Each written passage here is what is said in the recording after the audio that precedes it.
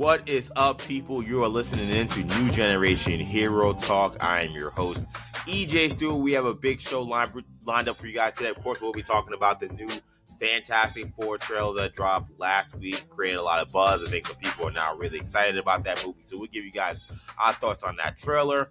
We'll also talk about the Daredevil finale, which happened last week. We're all caught up on Daredevil, so we'll give you guys our thoughts on how Daredevil Born Again Season 2 wrapped up.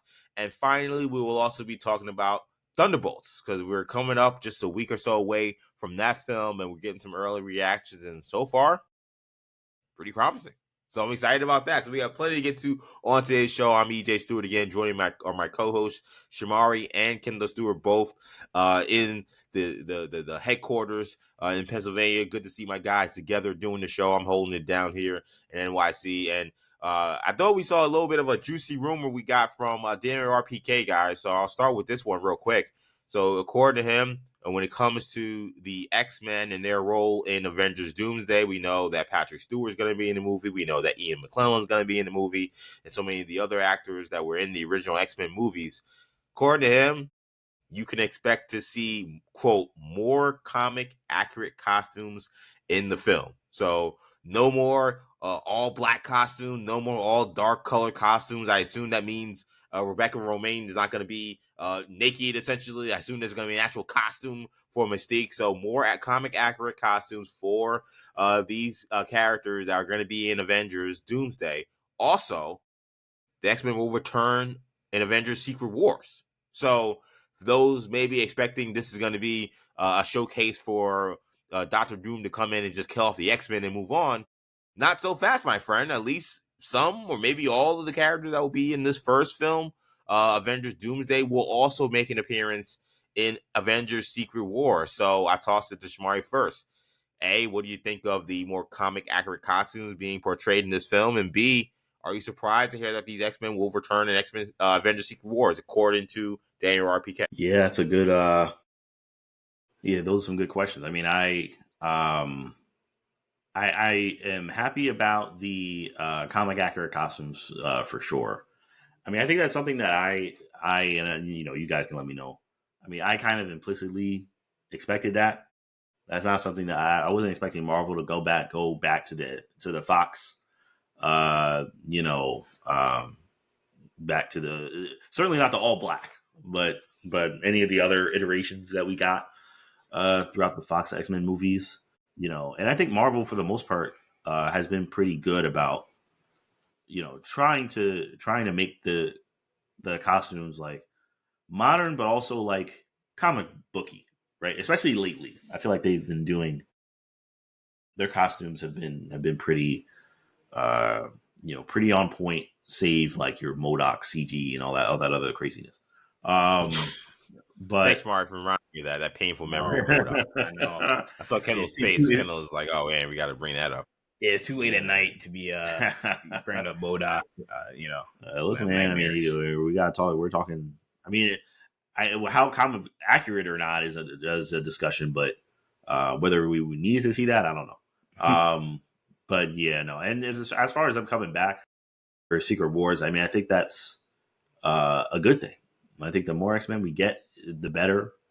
I think it just bodes well for the story.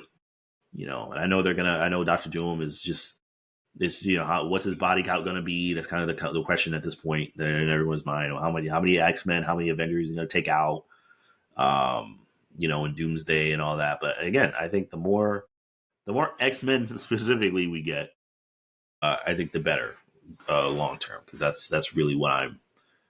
I know these are Avengers movies, but I'm gonna be honest. If you tell me the X-Men are in it, that's really kind of what I want to see. So I think that's good news. Kendall, what do you think? Are you surprised to hear that the X-Men will return in Secret Wars, according to Daniel RPK? I think that really depends on what point of view that because we really don't know what that means, right? Obviously, this is very obviously it's a rumor at this point, but would you, if we were going into Infinity War and we were like, Spider-Man's in both Infinity War and Endgame, it's like, well, I mean, he is, but obviously we know what happened at in Infinity War, so that's fair. that's really the question is like, I guess like you said, they're not wiped out completely, Right. clearly, if that's what happens. But the movie is too bloated, I would imagine. If we're talking about bringing in, all the Spider-Man and, Ryan Reynolds and Jackman and whoever else from the multiverse they're going to throw into Secret War, Nicolas Cage, Ben Affleck, whoever else they're going to try and bring back, plus obviously like the OG Avengers that aren't in this movie that you'd expect to be in that movie. Like, I don't know if they've got enough time to be spending on, Alan Cummings, Nightcrawler, stuff like that. So that would be my question is like, is it more in like a cameo kind of role in the second movie as opposed to like a full on major role? But it's interesting in terms of the costumes. I'm like Shamari. I'm not shocked given how Marvel's operated and what they did with Hugh Jackman, and how that worked so well for them in terms of reception. Similar to Hugh Jackman, there is a part of me that wonders if this is good strategy, considering like they're gonna do an X-Men movie, coming up after that, and one of the ways it would have been obviously very apparent in making that X-Men different is visually what their costumes and things of that nature look like. Now, again, we don't know. Obviously, comic accurate when it comes to the X-Men can mean a lot of things, right? I mean, these are characters that have a lot of different. Each one of them that we know that are going to be in this movie have a lot of different versions that we've seen, a lot of different costumes that we've seen. I'm expecting a lot of skins in that Wolverine game. Yeah, exactly. And so, like, when it comes to these characters, like, they're just gonna have to pick and choose which versions of these characters they want to use. I mean, again, we saw Beast already. It was a more comic accurate version of Beast than it was in X-Men Last Stand for Kelsey Grammer. So that was our sign. And then again, we got Wolverine's Hugh Jackman in a comic accurate costume. So again, this shouldn't come as a surprise. I just wonder what it means for the other X-Men and whether or not are they going to recycle the same type of costume? Are they going to give it a very different feel? That's a question that, can be answered 3-4 years from now. But, it's like we just got a new Superman, David Corn Sweat. I mean, at the end of the day, Superman is Superman, right? He's going to wear the red cape. He's going to wear the, the blue top. You can do what you want with the trunks, do what you want with the boots and all that. But at the end of the day, it's still Superman, with that, regardless of the twists and turns that you put in the costume. So it'll likely be the same with the X-Men, right? Where it'll be slight differences, but it'll be probably largely the same. Yeah, I mean, I feel like in terms of the comic accurate costumes, like you said, that shouldn't be too much of a surprise. That to me, in many ways, you saw the costume that they had Maria Rambeau wearing as Captain Marvel in the end of Captain Marvel when Monica Rambeau shows up with the X-Men with Beast. That also was a very superhero-y type costume, right? That was not them kind of holding back in terms of creating a Captain Marvel costume. So if there's a chance that these X-Men come from that universe, it would make sense that they would have that kind of look to match that, assuming that we're coming from that universe. I also, it raises questions for me too about what universe this actually is that these X-Men we're going to see. Is it? Because I think the assumption is this is a continuation of like X-Men Last Stand.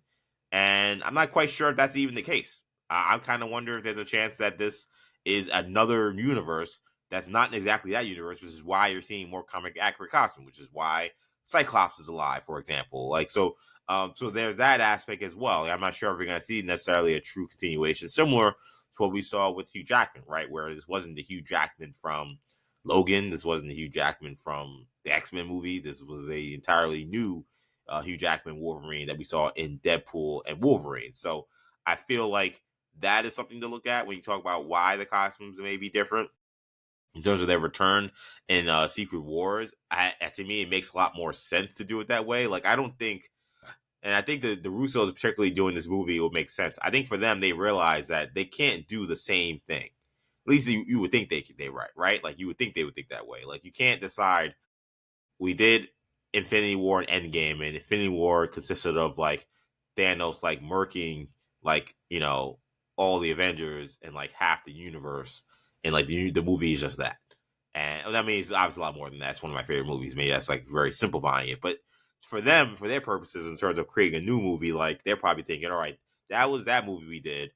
If we're gonna do this film, it can't be the exact same. So, yes, Doctor Doom has to fight these people, but maybe it's not necessarily him killing off everybody or killing off half the team. Like it is maybe him just creating this new universe that is this Doomverse, that is Battle World, but it may just look different than we saw with Thanos, right? And I think that maybe would be why you would see the X-Men survive. Like this isn't necessarily about him killing anybody. It could just be about him saying, I need to reset the universe to save the world and save the universe because of the incursions that are happening. That makes sense. And I think that's why you'll see those characters come back. I think the question becomes, as Kendall mentioned, how do those characters fit into a second movie? Do they end up taking more of a back seat? I think it ends up being like just changing the POV. I think those characters probably still exist and it's still part of the story, but maybe they're larger part of the story than the first act, which is this first part of this movie. And the second part, maybe the POV is from different people's perspective. Maybe it's more Tom Holland. Maybe it's more Tobey Maguire. Maybe it's more Hugh Jackman. I think I would expect that.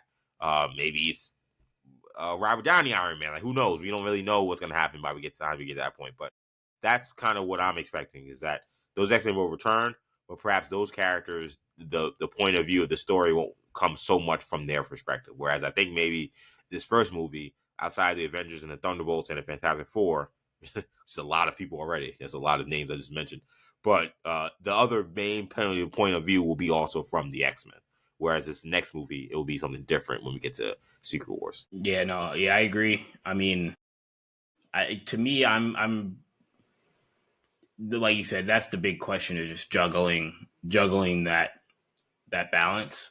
But I agree that I don't really think that they can, run the same play that they ran in Infinity War and Endgame, right? Like they've got to have a twist to some degree, but a twist that is not, I'm just gonna do something that's gonna wipe out all the people that we fought in Doomsday. So to pave the way for us to fight the people that aren't in Doomsday in this movie, I mean, it seems like it's going to be more sophisticated than that, but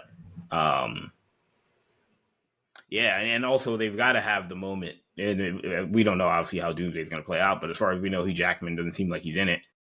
But so you got to have the moment where Hugh Jackman's Wolverine gets to reunite with the X-Men, right? Because he obviously that was a big part of his character in Deadpool and Wolverine, and like maybe don't give him that moment, but I feel like that's something that they're going to be holding out for. So. And then how impactful is that moment if it's not, as you're suggesting, EJ is a different X-Men, right? I mean, it may be the same. Like it'll be different than it's different than the X-Men that we've watched, but it's the same. It may be the same from his universe, right? Now he thinks they're all dead. Who knows how that all played out? I don't know. Right. They have to go into that. They still have to go. It may be more powerful because it may be because he thought because he has killed all his friends. He made the mistakes that ended up with his friends dying. Like him seeing those X-Men may end up being very powerful, right? Similar to I think the most powerful moment I've talked about this a bunch. My favorite moment from Spider-Man No Way Home is Andrew Garfield Spider-Man saving MJ. I mean, it's almost like tear jerking for me in terms of just like how powerful that moment was. I thought Garfield acted it out so perfectly, and the fact that he was like, MJ's not dying on my watch tonight, like that, like even though it's not his MJ, we know why that matters to him, right? Now obviously it's a little different because the Deadpool Wolverine made what may have been the wrong decision to not show us what happened to those X-Men, and that's something that Marvel's going to have to deal with. But I think that could be the potential impact you're looking for, which is this Superman, Jesus, shows you where my mind is at. This Wolverine is getting that redemption that we saw haunted him so much and still haunts him in Deadpool and Wolverine. We may see that in Secret Wars. If there's something Marvel loves when it comes to the Wolverine story that they set up in Deadpool, it's a loose end. And they love leaving it open. At least in phase 5 and 6. Let's hope that. Yeah, sorry, go ahead, question. No, I said it's very true. Very true. How's Hercules doing? Yeah. How's Hercules and Sean- Scar are just hanging out there. whatever. I recently saw the someone reposted that scene from She-Hulk, the end of She-Hulk, where Scar shows up. And I'm just like, wow, that just happened. Like Matt Murdock is having a family barbecue with with She-Hulk, and Scar shows up, and you just that's it. I mean, I told Shamari, I was like, She-Hulk happened, and Daredevil Born Again happened. We'll talk about Daredevil. Yeah. And he shows up in She-Hulk, and there's no reference to anything that happened in She-Hulk and Daredevil. It was virtually none. And to be honest, there shouldn't be. There really shouldn't be, but it's like, what was the point of all this? Like, it just to gain attention. Easter egg. Easter egg for the clicks. And I always defend She-Hulk. Like, I think She-Hulk was really good. I think She-Hulk was what She-Hulk comics are. I think people who dislike it probably don't realize they probably wouldn't like watching She-Hulk comics, reading She-Hulk comics. I think that's just a reality. Or maybe they're only used to having She-Hulk in like the Avengers, so that's like their only reference point for She-Hulk. But like, with that being said, the Scar ending is crazy. Like, it's just crazy. It's like you drop Scar in there. Like, oh, by the way, here's my son, Scar. And then I saw what was funny was about the post that I saw online was that the person mentioned that like one of the points in Avengers, I want to say this is Avengers Age of Ultron, is that it could have been the first one, but it may be Age of Ultron, whichever one it was. But like Bruce tells Black Widow, I'm not able to have kids. Like, he literally says that. So how does Scar come about? Like, we don't like it's not to say that that's something they can't go like eventually follow up on. But to Kendall's point, there's anyone that loves a loose end, it seems to be Marvel. Though that it could be harsh because I think honestly, like the Fox universe definitely loves loose ends. I mean, the way that good luck trying to figure out how that X-Men universe worked by the time we got to the second part of the X-Men after First Class. Look, I give them credit, man. By the time they got to Days of Future Past and everything, they tried to tie up as much as they could. They tried to say, look, it's all reset. And anything we did didn't happen anymore. Yep, they did. They did. Fair to them.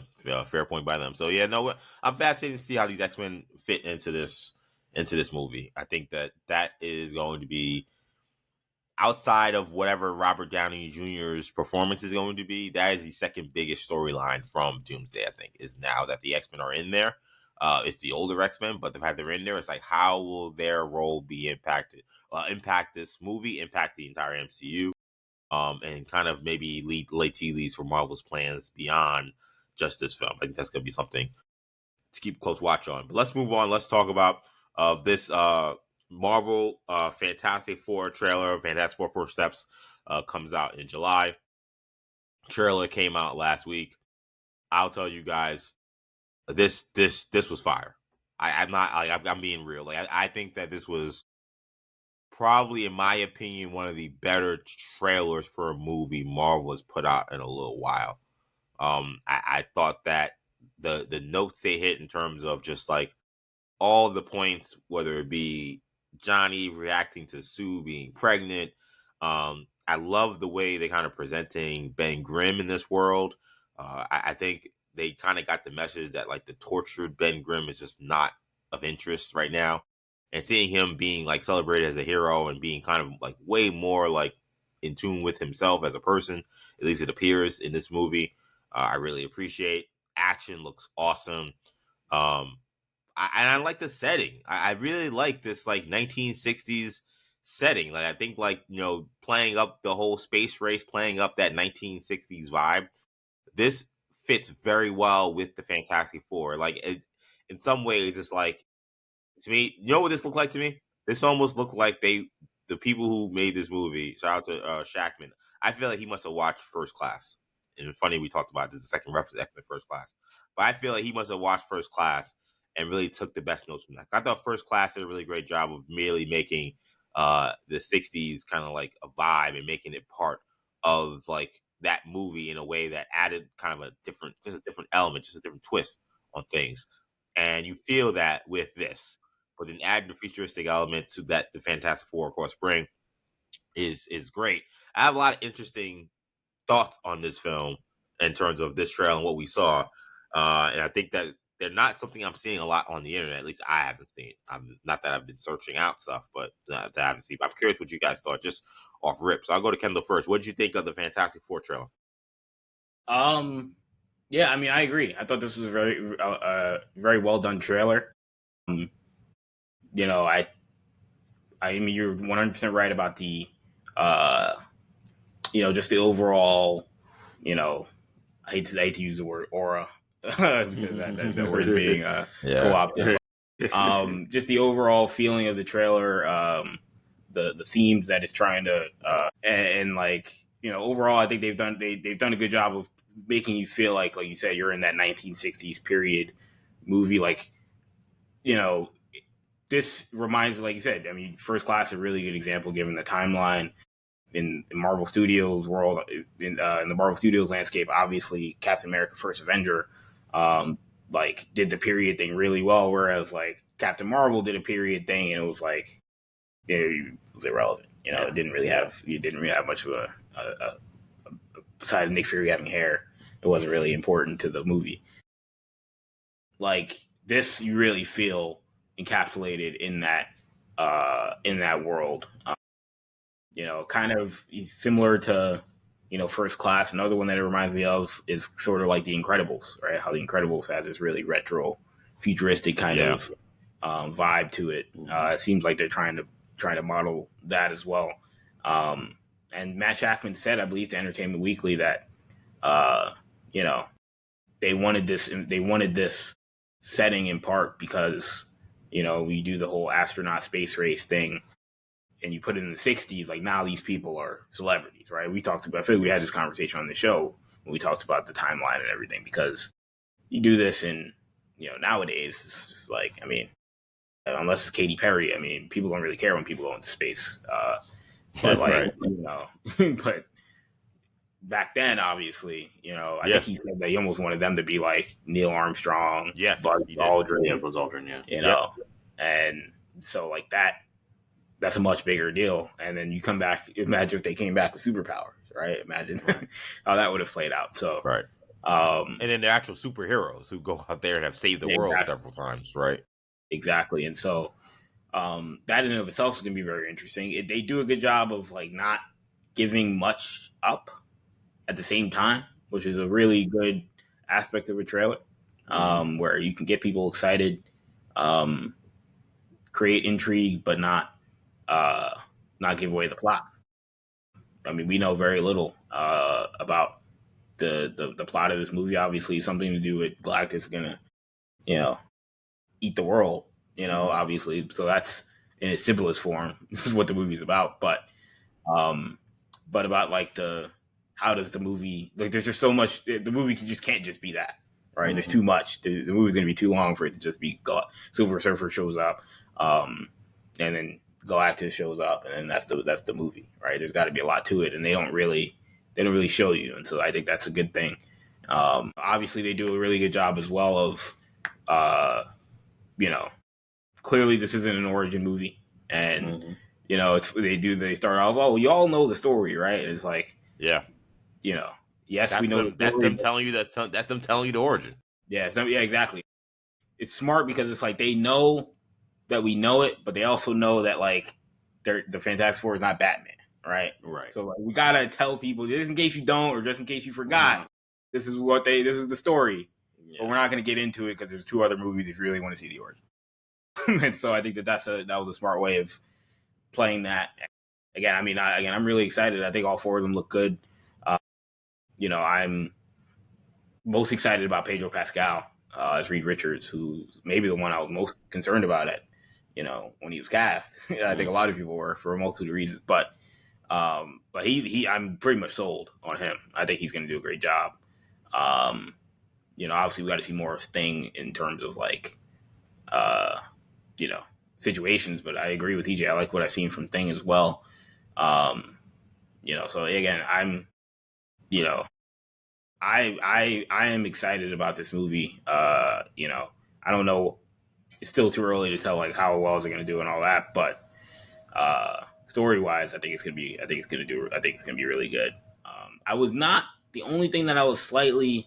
It wasn't a problem to me because I don't really care, um, but I don't know if the Silver Surfer looked better than the other Silver. Yeah, let's talk about it. Okay, Let's so talk about it. you're bringing up what I was going to say, Kano. Yeah, There you Go ahead. yeah. Go ahead. I've seen some people. I thought I was going to be the good guy on the show. Yeah. There's 3 for 3. I'll leave it there. Yeah, I'll let Shamari go. Okay, all right. But I don't know. I don't know what you guys thought. I guess I got to be. I'll be the bad guy. Do I need my eyes checked? I guess I'll be the bad guy. No, it's cool. But no, overall, I thought the trailer was solid. I definitely think I like what I see from the Fantastic Four. I think their suits are going to take a little bit getting used to. I know it definitely fits the retro vibe very well, but it's just going to take getting used to. Yeah. Those suits are ones where I'm like, when they're in present day, I hope they get it. Yeah, they're gonna need. Yeah, they'll get an upgrade. So that's the one where I'm like, but I'll be honest though, I saw a side by side of all the Reeds that have ever been Reed Richard, including obviously who we just had with Bernthal, the guy that was in Krasinski. There you go. Yeah. Yeah. I kind of like that there's no black in the suit. Like, I think the black part, like, that's kind of like I Reed Richards' costume. I think it's the best because his is the best. Like, his like he doesn't have the white. He doesn't have the white collar or anything. Yeah, the white collar. Yeah. I think that works. Yeah, he probably has the best suit. I do agree, but I kind of like that they embrace the white in the costume. Like, I think like the black in the Fantastic Four costume has been like a little played out because that's the way it's looked for the last 30 years, 40 years probably. But like, they've had I kind of like that. It's a little retro look, but yeah, it's side by side. When I looked at it, I was like, I kind of like that this is like when I was ready to be like, oh, these costumes are like, I like the costumes, right? I was like, I like the costumes, they're cool, but like they are a little different. Then I watched them side by side, I was like, you know what? I like that this is very different than those other costumes. And this is one of those rare things where I know I always complain about them doing things different for the sake of different. This is one of the things where I thought, no, I actually like that this is totally different than what like if he was wearing the same costume as Krasinski, it wouldn't really be much of a difference. It'd feel like we were just like, it would be like, why wouldn't you just cast John Krasinski in the role? That kind of goes to that thing we were talking about with the X-Men, right? Where if you're doing another immediate version right after the X-Men, like you're gonna have to have costumes that are at least a little bit different. Yeah. To differentiate it. Yeah, I hear what you're saying. I mean, overall, I liked the trailer. I mean, I'm looking forward to seeing like the whatever story, like you guys said, they did a good job of like keeping things close to the vest. We don't really know what else is going on. We're just getting very much a vibe of what the world is like. Right. And which they can do, not to cut you off, but they could do that only, because we've never been in this world. Right? Exactly. They can't do that for a generic Marvel movie. True. Where, so we already know the world. You can't just show me shots of, Shang-Chi walking around, and think that I'm like, I got to know what the story is, right? Yeah. What's relevant about the story. But in this, it's like, I don't even know anything about the world. Yeah. I mean, standouts for me so far, I think Joseph Quinn looks like he's going to be very good. Again, he was a standout for me. He's great in Stranger Things. So I think he's going to be great in this as well. The effects look great. Thing looks great, surprisingly. He does. I agree with you, EJ. I think Thing looks great. He's not all in the trench coat, or, and hat depressed and all that. So it seems like, and there may be a little bit of that in there, but overall, I think he looks. I'm not as worried about his size in this trailer than I was in the first. Yeah, I agree with that. I thought he was a little small. Yeah, he did look a little. He was looking a little bit small. You gotta give him time to finish all the effects. But yeah, he's looking better here. So I think him running through those buildings, he looked awesome. I thought. Yeah. Him in the buildings, picking up the car, like I mean, yeah. Him just in like the suit when he took off the trench coat, he just had the suit and the hat on, like he just looked fly. I was just like, this guy is the best. Like this thing, I think is gonna be really. I think people are really gonna like this. Yeah. But yeah, man, that Silver Surfer. That Silver Surfer. And I don't think the Silver Surfer looked bad. I want to make that very clear. This didn't look bad. But I was looking and I'm just like, man, do I still prefer the Silver Surfer in the other one was just, it was like he was so menacing. Yeah. And it was like they were so incredibly outmatched, like by that Silver Surfer. It's still one of the cooler like villain anythings of any superhero movie. Especially to this day, especially his entrance and when his entrance, Johnny Storm going after him, and there's just nothing. You realize, oh yeah, he was just playing with him the whole time. There's nothing he could do, and it's like, oh my gosh. There was a part of me that wondered, like, it's such a good scene. There's a part of me that wonders, like, whatever this showdown between Silver Surfer versus Human Torch in this movie, it looks like it's going to be very similar to like. That's what it looks. Yeah, it looks like it is. It's kind of like, man, that movie is garbage. So maybe they can get away with it. But I was like, man, that's a tough scene to say you're going to try to recreate and do better. Yeah, especially when I think. Just being honest about the effects, I didn't think the Silver Surfer looked great. I don't think it looked bad. Yeah, but considering it looked bad. But considering it's 2025, the best I would say is that it's passable, which is not good enough. I'll be real, like that's not good enough considering this is a very important movie. This is an extremely important character to get right visually. Like this is one of those characters where if you just don't have it visually, it just doesn't work. Just does not work. And to be this close to being like, I don't know if this works, is a little concerning. I know some people were saying, well, we have 2 months till the movie comes out. They're finishing some effects. I'm like, it's 2 months, man. Like, I don't know how much more. I'm sure they're working day and night to fix as much as they can for this film, but I don't know how much better Julia Garner is going to look in 2 months. I'll be in around 3 months. I think that's something to be a little bit concerned about, considering we saw so little, and we were able to pick apart and easily say 2004 Rise of Silver Surfer might have had them. Like that's not a good thing we want to be talking about. And like, however much, I don't know how much budget went into the Silver Surfer in that old movie, but they got it. This is one of the instances, and I mean they own the rights now. I mean, this is one of those instances. $300 million, $120 million budget for the Rise of Silver Surfer, 2007. There you go. It's a ton of money back then. And it's like, this is one of those instances where you just get the people that made that Silver Surfer and say, do that for her. Like, basically. Like, I would have been cool with that. Yeah. You don't have to make it doesn't even have to be better. If you just make it look like that, look and sound like that, and it's like, I'm good. I don't need anything else. Yeah, I mean, you guys are 100% right. Like, this is something that they've got to get right visually. And it's hard to give an excuse given, like you said, the time difference, right? Given the era that we're in. Silver Surfer should be a character you could do, frankly, easily. Is there 100% a little... I have no interest in ever rewatching Rise of Silver Surfer anytime soon. Is there a little bit of nostalgia, a little bit, of course, right? Like, I'm sure if we rewatched it, it wouldn't be literally like leaps and bounds better than what we saw in this trailer. No. But again, the fact that it's even on the same tier, it's comparable. The fact that it's comparable, the fact that we're splitting hairs is a problem. Because and maybe it does say more about how good the other one was, and it's also like the presence. And like the shots too, not to be like a cinematography. Yeah, I mean, ultimately person, but like just how they framed Silver Surfer. Yeah, there were a lot of close-ups, and then the complete the void of sound of he was just moving through air like like those Tic Tac UFO videos. Right. I mean, the scene in which Silver Surfer shows up in this trailer, I believe it's at nighttime, right? In this trailer, yeah. They're in Times. It's almost like they're in Times Square. Right. And you could barely see her face, and it's a weird shot. I mean, again, did they do that intentionally so that you can't be picked apart from the CGI and everything? I don't know, maybe, but a lot of the shots that I remember from Silver Surfer from that movie, especially in the marketing, was daytime. And it was very clear, it was very shiny. Yes. Yes, it was. And so those things, again, maybe that's... in the movie called Rise of the Silver Surfer. Right. That was all over the marketing. You can't hide the Silver Surfer.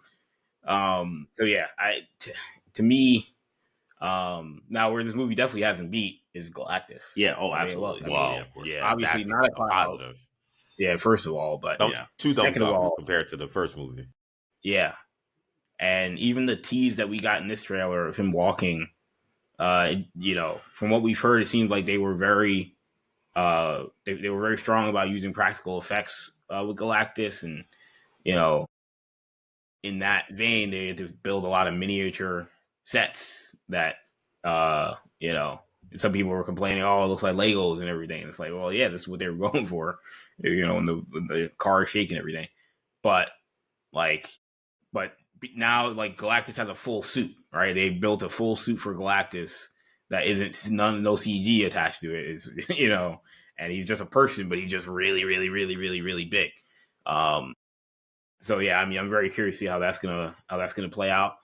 Um, but yeah, no, I mean, one of the things that came out from this rollout that I was that was controversial, I guess I'll put it, was Joseph Quinn.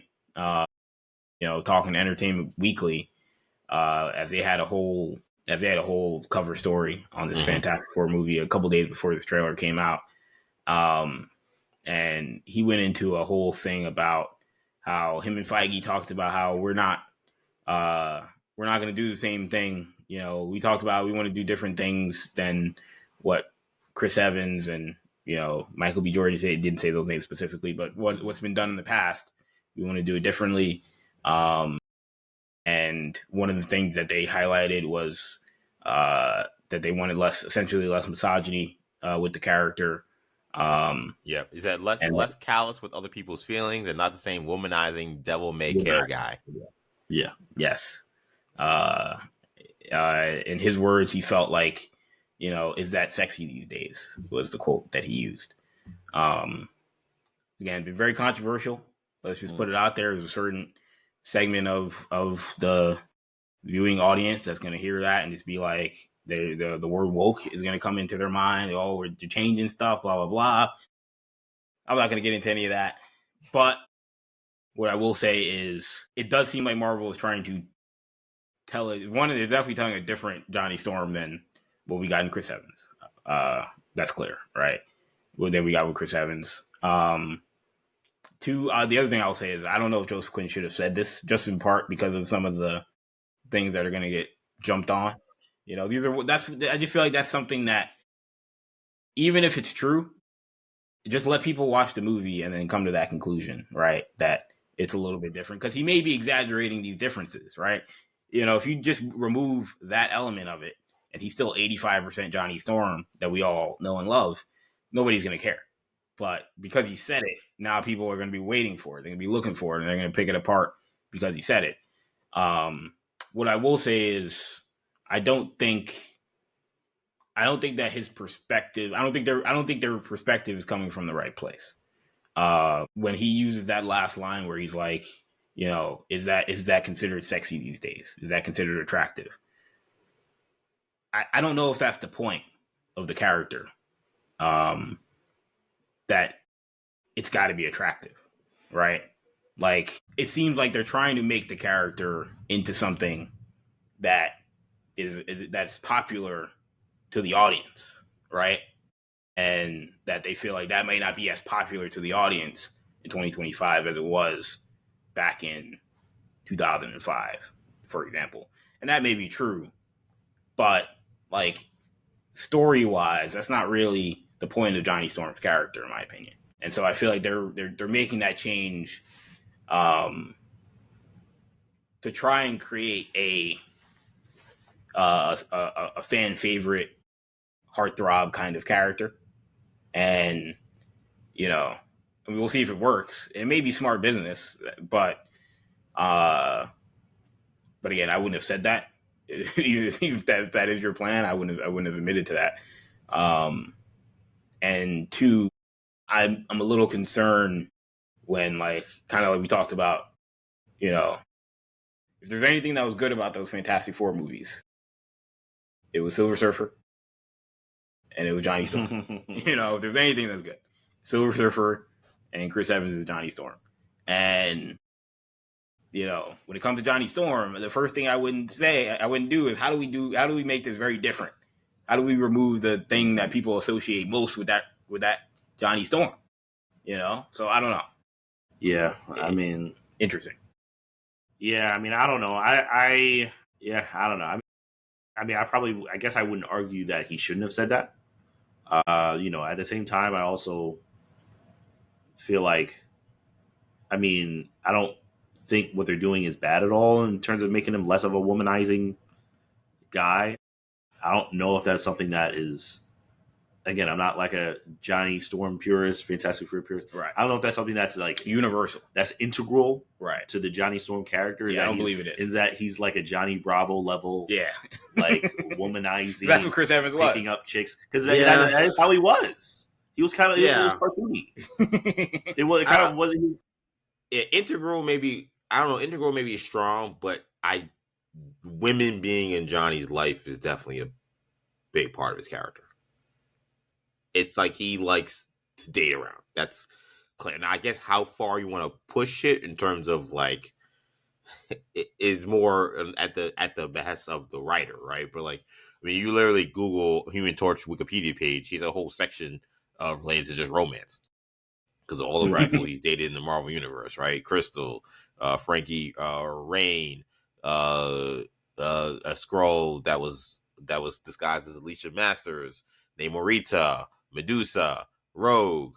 Like, it's, like he's this is part of his character. Again, but the question becomes like how serious you could be, also very romantic or have a lot of relationships and not be like how Chris Evans was in the first. Yeah, I was gonna say Evans was just picking up random chicks. Like it was like a gag. It was a running gag throughout the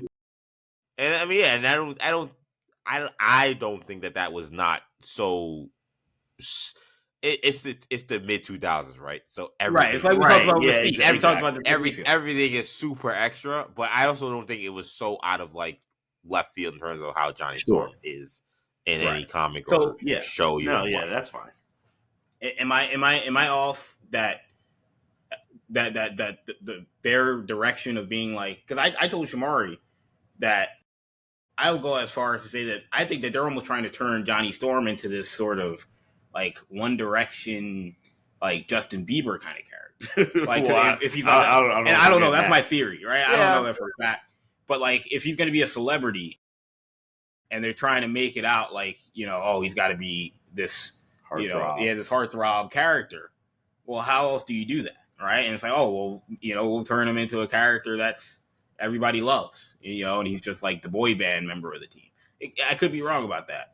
But yeah, I mean, I would argue this. Like, do I think that like I don't know if I would agree with their assessment that like being like a womanizer is not sexy, because I would point to, hey, this sounds personal. I swear it's not, but I'd point to Harry Styles, and I feel like I don't know, that guy seems to get around, and I think women still like him a lot. Like, I think you could be that kind of guy and still be, whatever. Now, Harry Styles isn't out here like actively, like, at least not that we know, like, is saying anything crazy or doing anything, but he seems to enjoy women. So I guess again, there's a balance that goes with that, right? I do think it's important though for them in terms of like they don't want Johnny to come off heelish, right? Like, if we take a wrestling term, like I think if he's going to be a hero, like, and someone to root for, like, he's just a straight up like jerk to like all these women, like that could feel a little dated, because of just how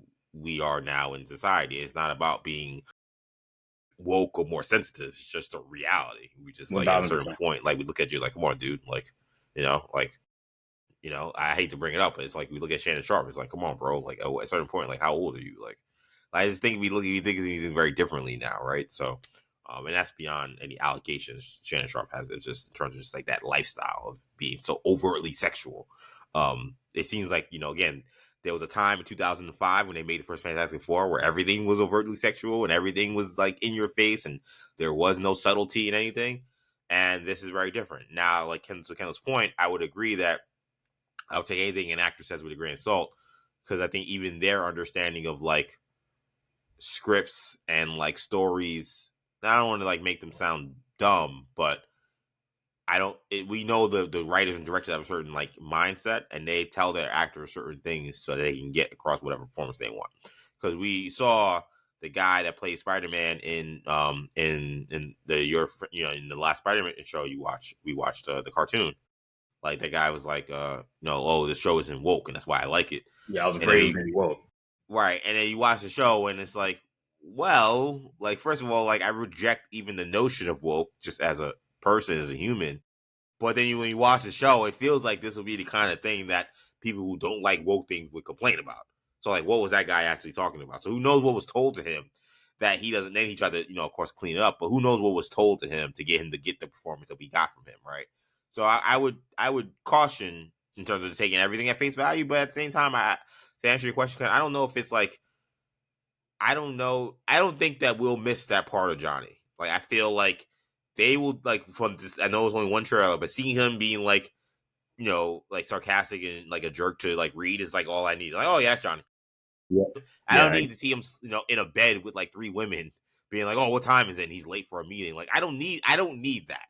Like, I don't need that. Agree with that. And like the thing about I don't need that to be Johnny Storm. I think anybody who does, I just feel like if you're really upset that you're not going to see that, then that's just weird to me. Yeah, you're right. You're looking at you're barking up the wrong tree at that point, right? You're going go watch a different movie, right? Yeah, but go watch the 2005 Fantastic Four. Yeah, watch James Bond. I don't know. Yeah, I don't know what you want. What you got to see. Yeah, I mean, so one, I will say I agree, right? Like as we said, I don't think that's like an integral part of the character. Where, like, look, I mean, Chris Evans is one example, but although a terrible movie, Michael B. Jordan was also great Johnny Storm, and that was not a part of his character at all. There was he had no love interest, no romance. I have to take your word for it. I watched half of the movie. I forgot everything that I saw, but exactly.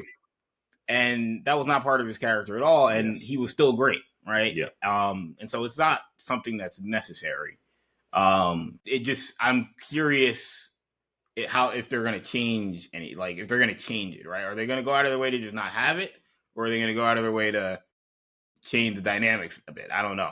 Because even when he says we're going to be less callous with people, is he just talking, female characters, or is he talking, the Thing, right? Because the Johnny Storm, everybody got to smoke, right? It wasn't just, and obviously we saw it in this trailer, right?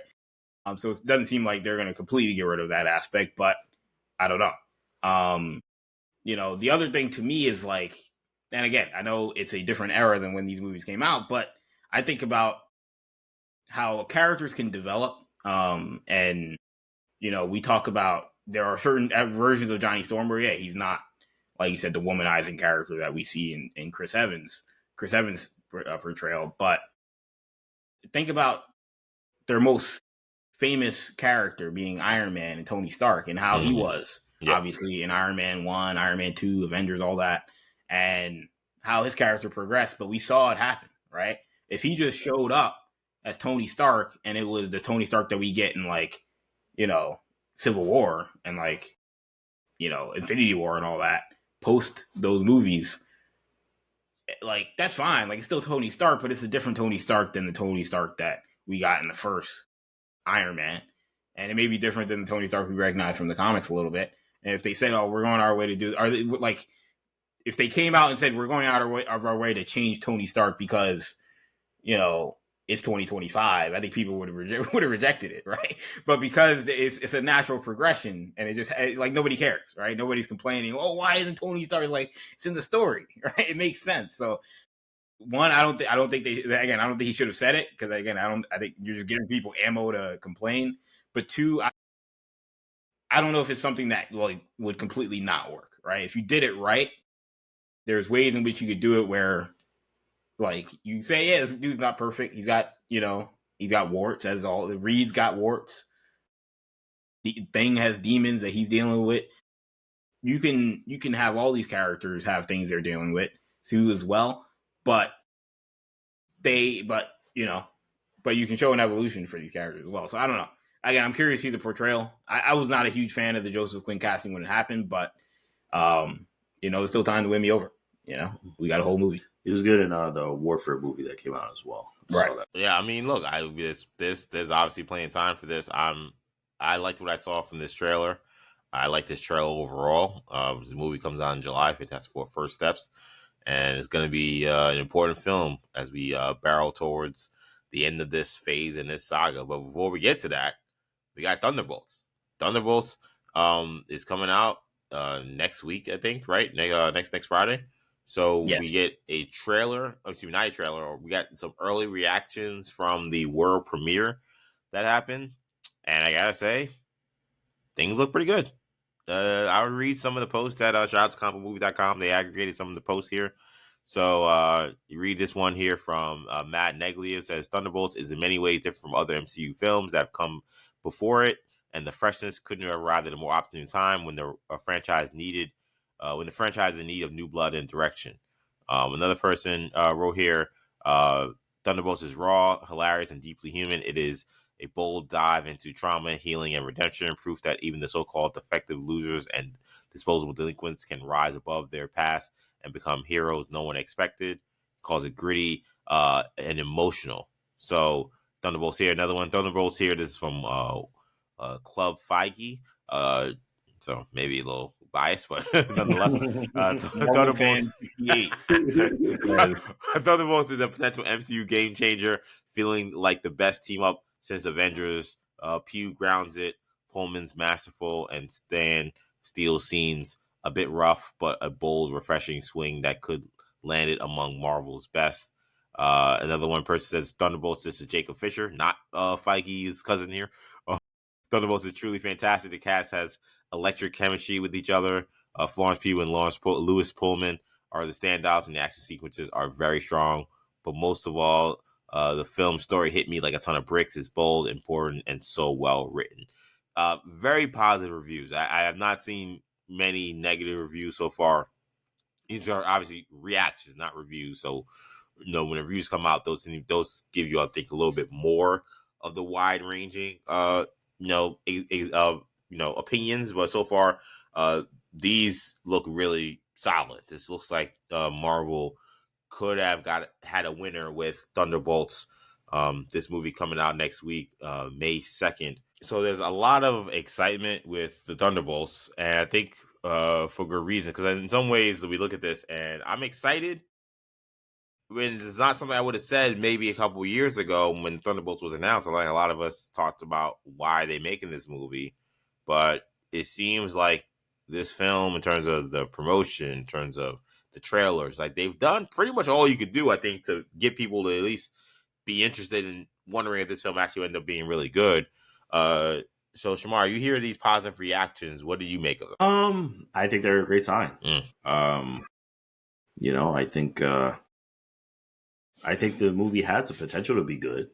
I still wonder about, I guess just the ceiling of the movie, just with all the kind of issues that I had with in terms of who was just the main issues that we had. Yeah, the concept. The makeup of the team, the fact that half or maybe more than half, however many you want to count, are just super soldiers.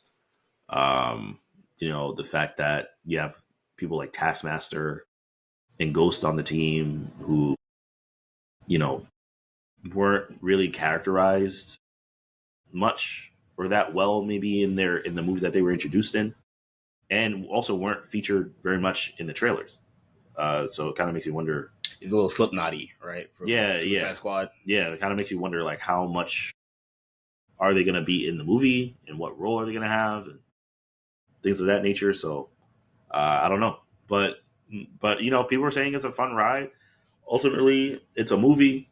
It doesn't have to be perfect. It doesn't have to be this amazing, kind of, masterpiece or some kind of Oppenheimer or anything like that. Right. If it scratches my superhero itch, the Sentry is good as I guess an antagonist in this film. Then I guess that's kind of it. I didn't hear much about, at least in the ones that you noted. I didn't hear much about Red Guardian, which I think is a little surprising with David Harbour's role. I know he's very good. I'm expecting him to be good just because he seems to be very good in that role. But I expected Florence Pugh to be great. I expected Sebastian Stan to be great. So we'll see. We'll see how it is. I think going in, if you go into it expecting like Avengers Infinity War, you might be disappointed, but I'm not. So I'm expecting to at least, enjoy the movie, especially based on these reactions. Kendall, how you feel about these early reactions that seem to be very positive for Thunderbolts? Does it make you more excited to see the movie? Yeah, I mean, it definitely is a positive. This movie has been trending in the right direction for a while now in terms of what we've heard about reception and what we've heard about. There was people that early screenings that people were talking about saying the movie was testing really well and things of that nature. It's been tracking in the right direction in terms of its quality. I think the question then becomes like, how good does this movie have to be for it to like be a win for Marvel? I don't mean a win like, yeah, of course, right? You can win. You can win one baseball game out of a 162 game season. It's like, it doesn't mean anything, right? Or you can win, the division clinching, tiebreaker or something like that gets you into the playoffs, right? And so, like, how good of a win does this need to be, for it to really have an impact for Marvel? And like, because like a win on Deadpool and Wolverine was the most important thing, right? A win on Fantastic Four First Steps is the most important thing right now. There's a part of me that's like, if Thunderbolts, like, you just can't be terrible, right? Like, it just can't be terrible. If it's okay, I don't think it's gonna hurt the brand. There'll be people that be, oh, here we go, more Marvel. But look, we gotta get to Doomsday, gotta get to, Fantastic Four, we gotta get to Secret Wars, all that. If it's Spider-Man 4 as well, if it's good, like, I don't know how good we're talking, but if it's like Shang-Chi good, if it's, going back further, like Ant-Man 1, like if it's just something that's like we all look at positively, oh, this is a good movie, like, I don't really think that's changing the game as well for them. Yeah. Like, they need, or I mean, to me it's like Guardians 3, right? Like Guardians Volume 3, I think a lot of people thought was a really good movie. Everybody thought that was a great movie. And and I don't think it really changed anything. That was a little different, only because we knew that James Gunn was leaving. We knew that a lot of those actors said that they weren't really going to continue, as long as James Gunn was going to be gone. So that was a completely different story. Guardians 1. This in theory could have more of a Guardians 1 type of impact, considering this is a group of characters. Well, they're not brand new. This collection of characters as a a team is a new concept, and so knowing that they're going to play a factor in Doomsday, if this movie's really good, it'll get people more excited for Doomsday for sure, and so that's a good sign for that movie as well. But yeah, I don't know. I mean, again, I'm a little skeptical about how much this could move the needle. Like, it's got to be. I think it's impossible. Just frankly, given the concept, I think it's impossible that it'll rank amongst like the top 5 Marvel movies of all time. I mean, yeah, but that's a lofty goal. I don't want to sell anything short, right? Yeah. But we all have, whatever. But but at the end of the day, but if it's Guardians 1, right? Like, if it's Guardians 1, we're like, look, this is a a top 10-ish, top 15-ish Marvel movie, consensus. That's a big win for them, and they gotta take it. But again, if it can get to that level, I feel like that's kind of what it needs, is to get to that top 10-ish Marvel movie for us to really be like, yo, this changed the game for them. I don't, because it's what we've talked about, and I think the other thing, real quick, is they apparently said there's 2 post-credit scenes. People saying one of them is a big deal, as we usually hear. If that is true, and not even specifically on a post-credit scene, but like if the movie ends and it leads us into Doom, because it's the last movie besides Fantastic Four, obviously. This is the last movie of the MCU 616 that we know. 616 timeline. Yeah, that's leading us into the Doomsday. We know these characters are in Doomsday. The last movie we got with characters that are in Doomsday gave us nothing but leader, giving a Jesse Eisenberg Lex Luthor speech. And so that did nothing to get people excited for Doomsday, given that it wasn't a great movie. A lot of people didn't like it, but I thought it was a good movie. But it didn't do anything to get me excited for Doomsday. This movie, again, could be good, but if it ends on a stinker like that, nobody's gonna care. It'll just be okay.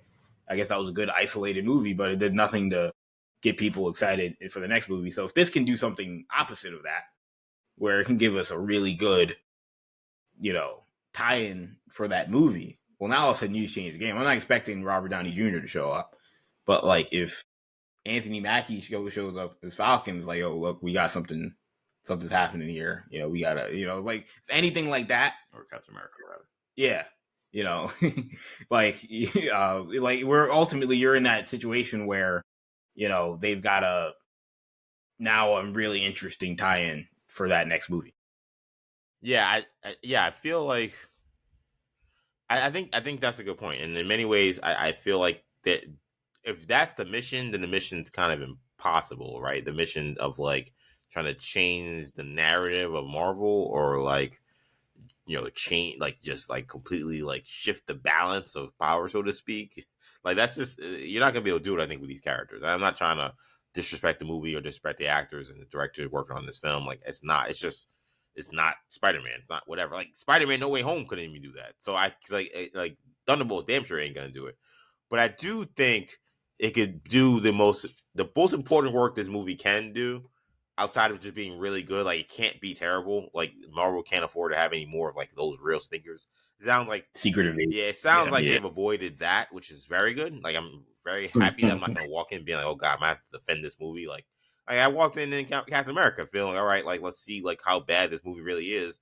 Turns out I actually didn't think it was that bad, but nonetheless, like for a lot of people, it didn't hit, or at least a lot of critics, it didn't hit. So that I don't think we're gonna have that be so much of an issue. I just think the critics have become so biased against superhero movies right now. It's just very hard to cut through. So I assume like the reviews are gonna be a lot worse than the reactions. But I don't think it'll be anything near what we got from Captain America.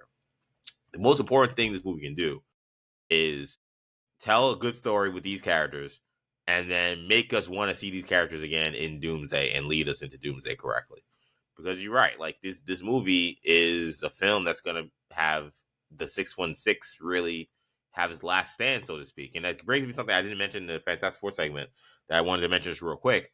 Because I think a lot of stuff we saw in that Fantastic Four trailer, especially the stuff with Reed Richards like warning of like bad things about to happen, I think some of that stuff is Secret War stuff. Like I think if they shot it well and they're producing it well to make us all think all of it is Galactus. I can't tell you how much of it is Secret War stuff.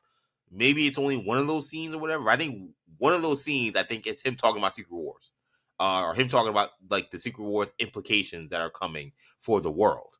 That won't be solved by the end of the movie. That's my opinion. Maybe that's a post-credit scene, or whatever. But that's just. I think we're all moving in that direction now. I think we're on the road. Like I know with wrestling, we're all wrestling fans, and WrestleMania just ended, so we've heard for months and months we're on the road to WrestleMania. I really feel like we're on the road to Doomsday. Like that is the only thing that really matters. I think once this movie starts, like Fantastic Four will of course matter, and that's gonna be a great story, and they're gonna do everything. But even that movie, I think, will also have major Doomsday implications. So I think this is where it begins. I think that is the important thing. Is the story's got to be good, but I think whether it's in a post-credit scene or the end of the movie, I think somehow we gotta start moving ourselves towards we're getting to Doomsday, because otherwise, like you said, like there's nothing from this earth to know that anything bad is gonna happen. We wouldn't know anything if they just end this movie and it's just all right. Well, see you in Fantastic Four. It's like all right. Well, what the hell is anything gonna? They're gonna just start from zero on Doomsday, and like we don't really know much of that story yet. But I imagine that we'll start to begin walking down that line soon. Again, maybe it's a post-credit scene. I'm not sure if it's in the movie, but I think that's gonna be an important part of it too. Do we think, not to shift it back to Fantastic Four, but you brought up something interesting. Do we, maybe we don't get this from the trailer, but given that we didn't really even talk about the first trailer, obviously, do we think that, how confident are we that Robert Downey Jr. and his Doom is going to be in Fantastic Four? I want him to be in it. In a post-credit scene. How confident am I in it? I don't know if I say I'm confident. I was gonna say I don't know. If you ask me whether or not I think he will be in it, I would say yes. Do I think that I'm greater than 50%? Yeah. Do I think am I confident in it? No, just because confidence involves a lot more things, like Marvel not holding things to the last minute, Marvel being aggressive. Like those are other factors that come in that wouldn't add confidence. If you ask me my opinion of whether or not he'll be in it, I would say this time Marvel will do the right thing, and yes, he'll be in it. I just don't think he definitely will not be in like the main movie. I don't think they're lying to us about that. But could he be in a post credit scene? Again, at a certain point, you just don't have a choice. Otherwise, we would not have seen him until literally Doomsday. That's the last movie. So I don't think it's out of realm possibility that he's in one of these post credit scenes for Thunderbolts. We're just running out of time. Like, with Thanos, we saw Thanos in Avengers, like one, Yep. like you gonna. I'd be shocked. Can't say shocked because this is Marvel, how they've operated. But that would be incredible to me if they would have went the whole time and we only see Robert Downey Jr.'s Doom for the first time just in Doomsday. That would be surprising, or at least, not surprising, but that'd be something I'd be like, wow, I can't believe they did that, and I don't know why they did. We've heard nothing of this in months, really over a year now. Do we think that there is any world in which Harrison Ford is in this Thunderbolts movie in any capacity? Because it's called the Thunderbolts. In any capacity? Any capacity? Initially, when he was cast. Yeah. I'll answer that question. Yes. Is there a chance? Yeah. Definitely. Will he be? Yeah, it's definitely greater than zero. It's not. Right. The when he was cast, we thought he was going to be in this movie more than he was in Brave New World. Like, we knew he was in Brave New World, but we thought that that was like just him as president, and that he was going to be Red Hulk in this movie. And I think they're probably when they started shifting Brave New World quite a bit, when that movie had its issues back when it was New World Order, they changed that and were like, look, whatever we're doing with Leader is not working. Whatever we were doing in the first movie was not working. Serpent Society and all that. We're now gonna, just make Red Hulk the villain with Leader. Like, whatever that decision, I think hurt the marketing for this movie, because now this movie's had to shift to like some mysterious stuff with Sentry, and like I think they thought that they'd be able to sell this movie with Red Hulk, and they're not doing that anymore. So I don't know if he's in it or not. I'm just curious because, again, it's called Thunderbolts. There's obviously going to be reference to Thaddeus Ross. You would expect that, yeah. There has to be at least a reference. It would be like, well, why do we call it Thunderbolts? I'm just curious if he shows up. I would think so, because again, you could have filmed something back when they were filming Brave New World. Yeah. But who knows, right? Like I said, it's not a guarantee. Maybe not super likely, but something that hasn't really been talked about at all. If it's under wraps, they've kept it really under wraps that he's in this movie. So I'll give them a lot of credit. Sam, real quick, are you excited? Did we talk about? Are you excited for this one? With the hearing these reactions, what do you? No, yeah. I mean, I gave my 2 cents, a little earlier, but yeah, I'm excited for the film. I mean, the reactions are positive. Again, I'm not going into this expecting, Winter Soldier or anything like that. I think I like this cast of characters, as well for the most part. So yeah, I think these reactions bode well. And I'm expecting to at least generally enjoy the movie. And I think it's gonna be important for the fans too. If this movie is as good as people are saying, because it seemed like there was, at least from Marvel fans, a disconnect from the critics and the Marvel fans for Captain America: Brave New World, where even people thought, hey, issue may have issues, maybe movie may have issues, but this was very enjoyable. I think it's important to. I think you got to get your voices out.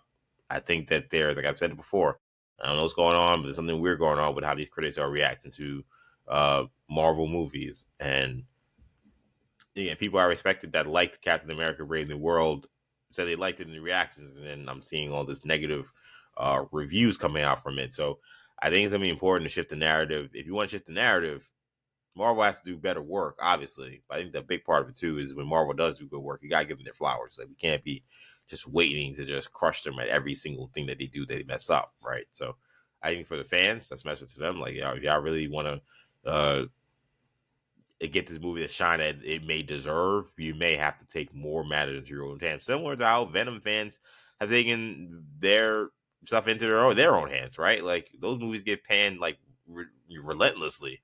and they keep coming out only because fans keep showing up to the movie theater and they keep talking about how much they love it. So I think we're in that world with Marvel as well. So I think I'm very fascinated to see how the critics respond to Thunderbolts, and then also how the fans respond. Because again, I think that there could be enough disconnect coming, but we'll see.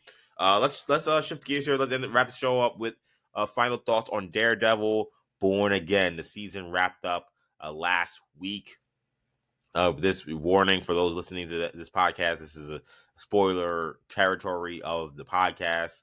So if you are not into spoilers, then great. Thanks for listening to the show. We'll see you next week. Catch us on YouTube and all your podcast platforms. For those who have seen it and are fine with spoilers, or don't want to see it, or won't see it, but want to hear spoilers anyway, want to hear our thoughts on it, want to hear our thoughts on it to maybe inform their opinion on the show, whether they want to watch the show or listen to the show, then sit back, relax, and we can get into it. But Daredevil Born Again wrapped up last week. So the season now is complete. They're already filming season 2, which is set to debut next March.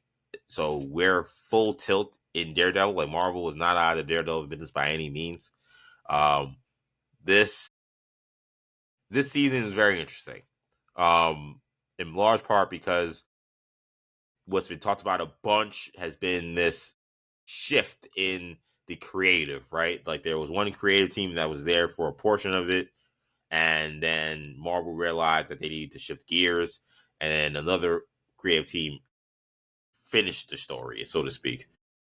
I think watching this show over the course of however many weeks, it's rather obvious where the new team came in and where the new team kind of picked up the rest of the season, and maybe what things got slashed and what things didn't, and how the whole situation played out.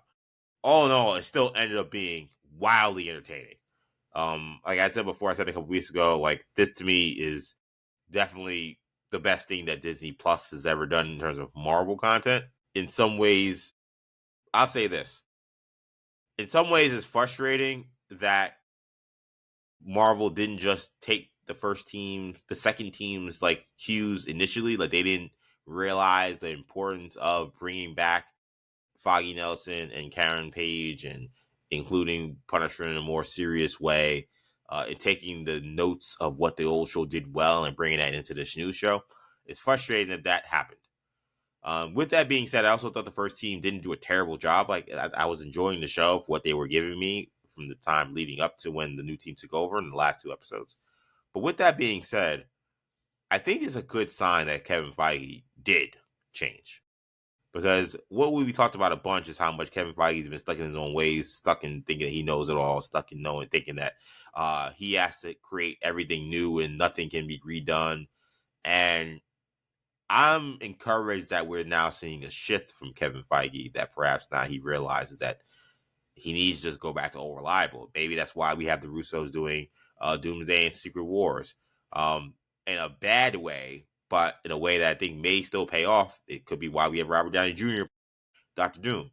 And I think that could be why we got, I thought, some of the best episodes of Daredevil ever, if we're counting the first Netflix show in this season. The penultimate episode, which was the ballroom party, and then this episode, which was basically Mayor Fisk just going ham on the city.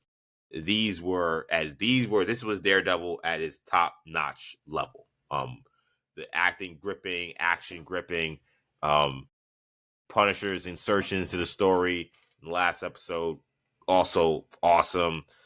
And the story they're setting up for season 2, really, I've never been more into, like, I need to see a show start right now in terms of like a season 2 of a show in a while, since watching this Daredevil finale, because this idea of Fisk taking over the city and the war over the city and Matt Murdock needing an army.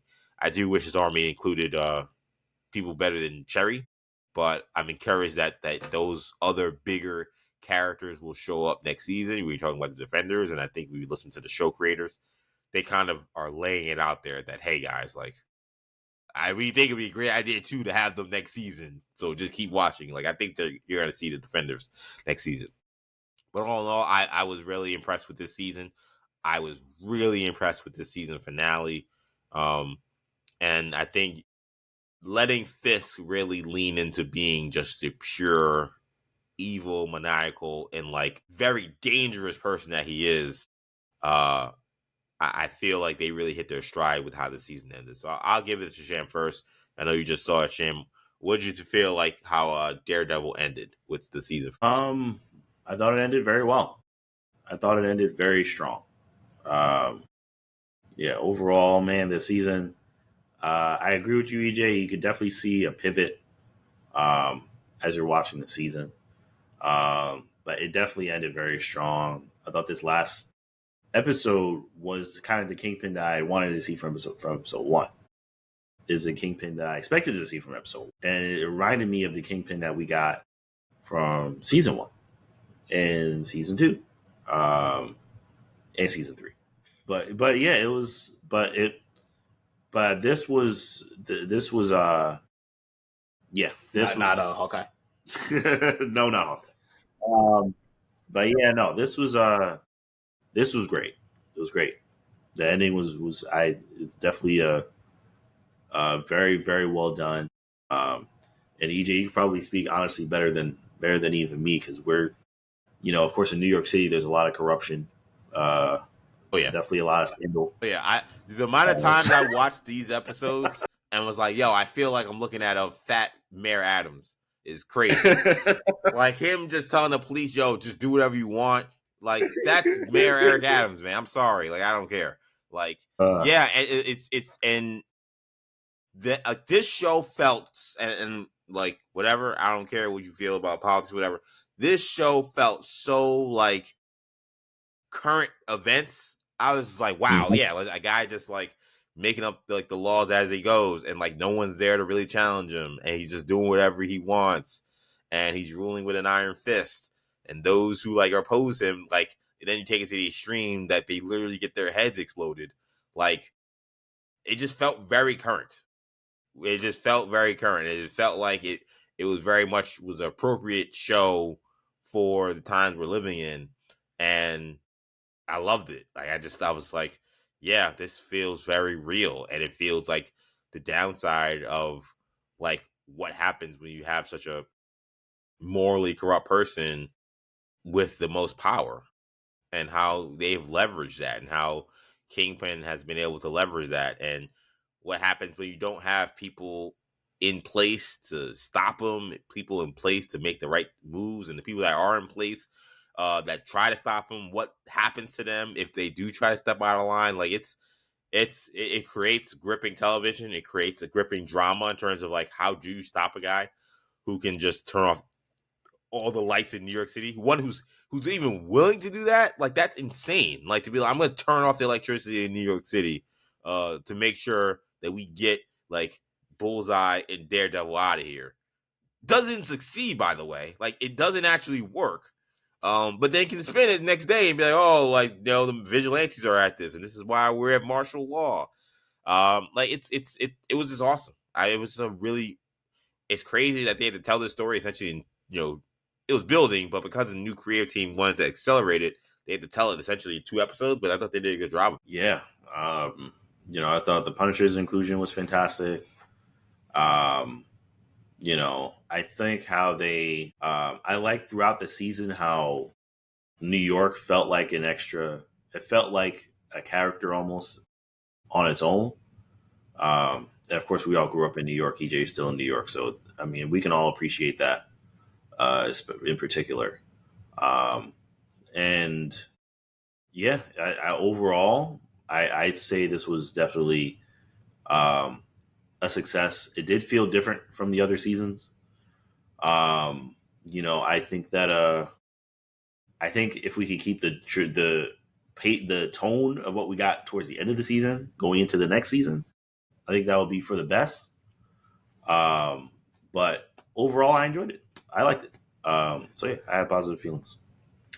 For the most part, yeah. I mean, look, I agree with you guys that this wound up being a solid, good season of Daredevil. It was bumpy a little bit throughout. There were some moments where you're like, oh, what's going on here?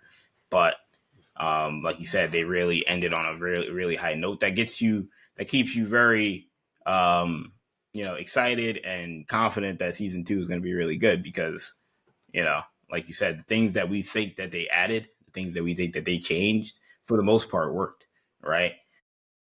I agree that there are some things that maybe we don't think that they changed that also worked. And so I don't know if like the other version was terrible, but I also don't get the sense that they changed that much, right? Again, I think the ending is very different. I think the beginning of it is very different.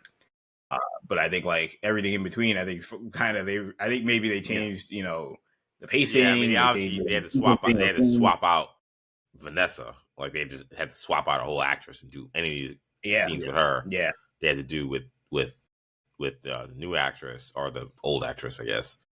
Which and maybe they added some different scenes that weren't in there that they can add. So I think anything with Vanessa is probably new and maybe altered.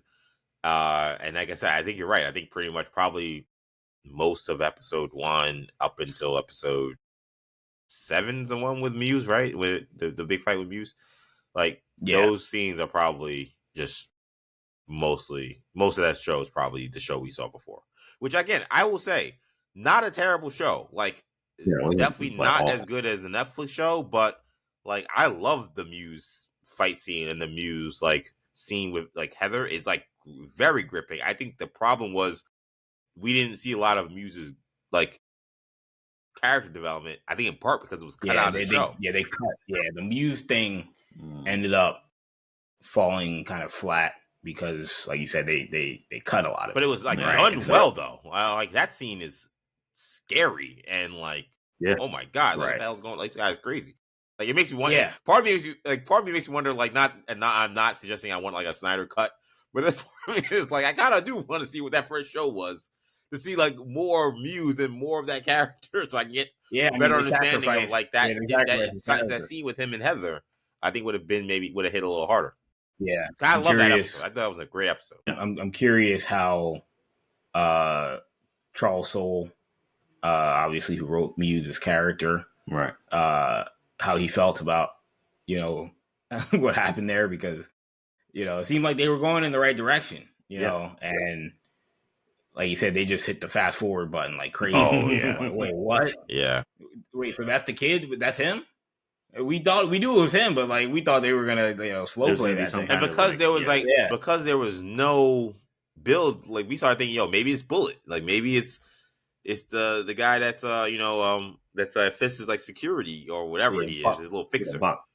Like we started wondering if it was somebody else, but like that's because we just saw nothing from that kid from like episode 1. Yeah, that was strange. But. I mean, I think that they did a good job overall of doing their best to try and cobble together what they could. The finale is clearly something very new. I mean, Frank Castle shows up with a fresh cut, clean shaven, whole different attitude, atmosphere. Like, again, someone understood the assignment. I told you guys. I told you guys what I did not like that earlier Frank Castle. Like I remember I was very adamant. You guys were surprised. I remember I was like. I don't know. He's just very aloof. He don't care that people are using his logo to just murder innocent people. Like, I don't know. It seemed a little bizarre. I didn't. And this, it's almost like the first thing that Dario, when he got the script that changed it, he was like, "Yeah, no, we're F that. We're gonna just retcon that. Like, Punisher doesn't care that people were like that. There's like more like these cops are like becoming more and more like a military force in the city, and they're just killing random people. Like." That's not something that Frank would not care about. Like, right. So right. I love that they did that. I love that they brought Karen back immediately, and they had some interesting stuff with Karen and Frank and Matt, and like there were 3. There's like a little like love triangle there, and how that's gonna work. I think it's gonna be very fun whenever we get to see this Frank Castle special presentation. And I gotta say, guys, I have a new least favorite character. In like maybe I don't know about Mount Rushmore because we got more seasons of this show, but and this is kayfabe. This is not like I dislike this character because like how they were written or whatever. It's just kayfabe. Dr. Heather Glenn. Heather Glenn, trash, bro, trash. Literally the opposite of a ride or die. Literally the opposite of a down ass chick. just awful. Like, and like again, this is not like, oh, like I think this is wrong with the writing. Like, I think that they're doing this on purpose. Like, but this is just like, this is why like Matt Murdock needs to be very careful about who he deals with, because like this chick, when as soon as she went up there and she was like, oh, Daredevil didn't save me, I saved me. I'm like, bro, if I'm Matt Murdock, I'm like, what are you talking about, bro? Like, are you actually kidding me? Like. And then she's like, and then she's giving, and we know the deal. Whenever you're Matt Murdock and a superhero, you gotta be cagey and stuff. So we know he's not being the best partner, but the way she just, we know Wilson Fisk is a criminal, bro. Like we know that. Like, and early in the season, she was like worried about like potential like domestic violence. Like she was worried about that. But like her hatred for Matt. And her like being blinded, she's like, nah, you know what? Like, oh, you think that this is a bad guy? I'm gonna push myself more towards him. He's the mayor. Yeah, I'm like, yo, you're the worst, bro. At a certain point, it's like, obviously she's showing she's anti-vigilante, right? But like, at a certain point, if Murdoch consistently been like, I'm very uncomfortable with Fisk. I don't want to get into it. We've had our issues. He's a very, very bad, evil guy. Yeah. Then it doesn't make sense. Even he's just like, listen, I've dealt with this guy even just legally, like as a lawyer, like this is a bad. And think about it, yo, like she has no idea that Matt Murdock obviously has superpowers. Like forget about him even being Daredevil. Like you're dating this poor blind lawyer who's this little now I guess he's a little more established, but he's still not some big law firm. He's like a guy who represents the little guy and stuff. He's like, yo, man, like Fisk is a bad person. I've seen what he's done. And like he's this little blonde lawyer, and then she's like, nah, I think he's all right. It's like, what? Like, come on, bro. Yeah, at one point, he's just like, all right, look, we can have our own opinion, but at the same time, like, I'm not gonna join his administration. Yeah, joining the administration was nasty work, nasty in all capital letters, NASTY, all capital letters, nasty work, bro, nasty. It was just a martial law. Oh, he just said martial law across the city. Like, I know they don't know that he turned off the lights, but like there was chaos in the city, and you joining this guy's administration. Does this give you like a George Conway, Kellyanne Conway type of dynamic? Not to get too really going much political back now. Yeah, Shamari's like, let's just go. Let's go on the deep end. Okay, I'm just saying they may have got some inspiration from that. No, you're right. That's not. That's that. It seems like something. I mean, you're 100% right? Like, I mean, it's not impossible.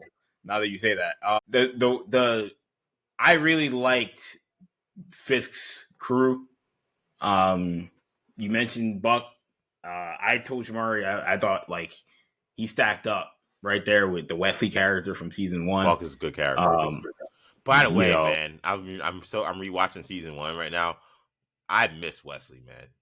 Wesley was awesome. That's a great character. Maybe questionable decision killing him off. Now that in hindsight, watching that again, I'm not that's the part we gets killed off. I guess I'm like 6-7 episodes in. I'm like, this guy is very instrumental to making Fisk work as a character earlier on in the show. Anyway, 1,000%. Yeah, and maybe shout out to the new creators, the first creators before they got fired. Like they realized he needed somebody like that, and he's been used very well, and he continued to be used very well by the new creators. I like the kid.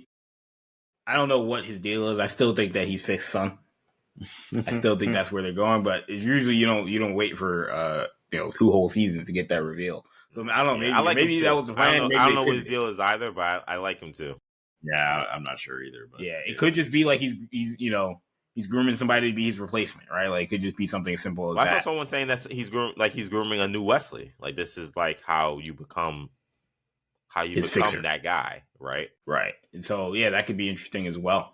I like the other liaison girl who turned on the police commissioner. Yeah. That was crazy. We talked about we didn't talk about. Although, by the way, they just like, Gallo is just missing. Yeah, right. Isn't that crazy? Yeah, I know. It's crazy. I was like, he resigned. They said, he just resigned, and say he was dead. Yeah. Like He resigned. I'm like, he resigned. I'm like, somebody's gonna look for a comment. You would think. The only thing I thought was crazy, and we'll see. I mean, there's again, this thing has gotten so out of control. We'll see how it expands. But like, I thought it was a little sloppy to do it in front of all those different people, just murder him in cold blood. I'm like, man, this guy's the mayor of the city, and there's a lot of witnesses. And maybe that's the point, right? Maybe he's just so brazen at this point. He's like, I'm untouchable. It doesn't matter. Yeah, he's full kingdom. I'm like, man. I think it's I mean that was the moment of the episode, right? Like him smashing Gallows' head. Maybe the most violent moment of this show, even including the first show, right? Like maybe the most violent. It's either this and the other car door with Vladimir. Like the car door. Like those are the two ones, and I would say this one's number one to me. But I mean it's a graphic scene. It's hard to say I love a scene, but I thought this was Fisk. This was, and I think to speak to like his strength, speak to like how dangerous he is, and the reason why I don't have a problem with him doing it in front of like all those cops is I think, well, one, those are his people. Like those are his people. Like they're the one that like the young guy like brought him there, and these are like his people. But number two, I mean, this is him sending a message. Like this is him being like, anyone else who steps out of line, like you're next. That's what he says. Like any questions, and he's like, good. Like you even see his face. Like D'Onofrio's acting in that scene is so good. Yeah, you tell he's just lost it. Yeah, he's so good, and he's so unhinged. And I'll be honest, like I know Shamari said he kind of wanted this kingdom from the beginning. I think it matters more that he grew into this by the end. Like I think he needed to grow into this. I don't think it would have been believable that like it's already crazy that they already voted him in. But it would have been unbelievable if like they voted in like the Kingpin, like he was like full Kingpin, like crazy and from the beginning. Like I don't think he could have gotten a lot of his stuff done had he or been effective at all had he just been Kingpin, full Kingpin from day one. But I also think it works because as the situation grows more dire, he resorts more and more back to his old stuff. Like the more the city's out of control in his eyes, because like for most of the season, Matt Murdock's not around. So in theory, the Kingpin doesn't need to be around. Oh, sorry, not Matt Murdock, Daredevil. Sorry, Daredevil isn't around. So Kingpin doesn't necessarily need to be around. But the more vigilantes show up and then Daredevil shows up, that's when the Kingpin shows up. That's the counter. And I think that also is a plus. Because I think you see that change from him as soon as he realizes that Daredevil is out there. How agitated he gets. Like again, D'Onofrio's acting he's one of the best in the world, and I think you see that with this role. Oh yeah, definitely. And like I kept looking at the episode because I'm like, yo, like this is only like 10 minutes of episode. Is Matt really gonna go in there? Like he don't got time to knock out all these guys. How's he even gonna do it? He's still recovering from being shot. And Karen being like, hey bro, like you gotta live the fight another day. I was like, okay, this actually does make sense. He really does live the fight another day because that would not have ended well. Definitely Arkham. But I like what they're setting up. It's setting up like an Arkham City vibe, or like or like you've just played the Spider-Man game, like the Silver Sable like security team vibe. Like it's setting up like, oh yeah, the city's under siege, and like Matt's having to deal with this, and he's gonna deal with other vigilantes. And I mean. I don't know. I'm sure you guys saw the comments from the showrunner, but I mean the defenders are coming. They weren't in that last scene, and that was tough. I think to sell. Oh, I need to get an army, and then you pan, and it's just like it's a that was Cherry, a bunch of random cops, and the woman that owns the bar, and Karen. I'm like, Josie, and Karen. I'm like, Matt, my man. You said army, bro. They got like tanks and they got like automatic weapons on that side, bro. And Kingpin smashing skulls. Like, do you understand the war you're going in? You can't go into a knife. Yeah. You can't go into a gunfight. I didn't mind it. To me, I took it kind of as like just to show the disparity of like that he's got to get a crew. Interesting. Yeah, I didn't mind. That's how I the hype perceived it, so right, I didn't mind. Yeah, aren't we screwed, guys? Yeah, I perceived it. Yeah, I perceived it as like there are still good people in the city, like and like the show that. And to be honest, again, we've definitely let our political views fly in the show a little bit. Like I felt a little weak to be like, oh, there are good cops here too, guys. Like, don't. I'm like, all right, like, all right. I know you had to do that, but part of you is just like, all right, bro. Like, yes, I know that not every cop probably me down with this, but it was almost. It felt like because I mean, these cops are like worse than like season 1 Daredevil cops. Like, I mean, this is like crazy, right? Like they're going full tilt. So I think this was their way to be like, hey guys, like not all cops, and so they throw the cops in there that are still in their regular uniform, not in Punisher vests, whatever. So I think that's a fine. Like, it tells the story, like it definitely moves the story along. It felt a little bit like, oh god, okay, I kind of rolled my eyes a little bit. But I think it was a show that, hey, like the city is not like, yes, the city's in bad shape, and yes, like it's bad, but like there are still good people who are like not taking this thing down, and it's just regular folks, but they're gonna fight back, which I think is a good message. But again, my message is like, bro, again, they got automatic weapons and like lunatic cops out there. Like, you better find Luke Cage. You better find a bulletproof man. You better find an Iron Fist. Like, you better find yeah, Iron Fist, Jessica Jones. You better find everybody. Misty Knight. Anybody who has any clout, any superpowers, you better find them, because you're gonna need all the help you can get. Now, right now he's got the Colorado offensive line trying to protect the city.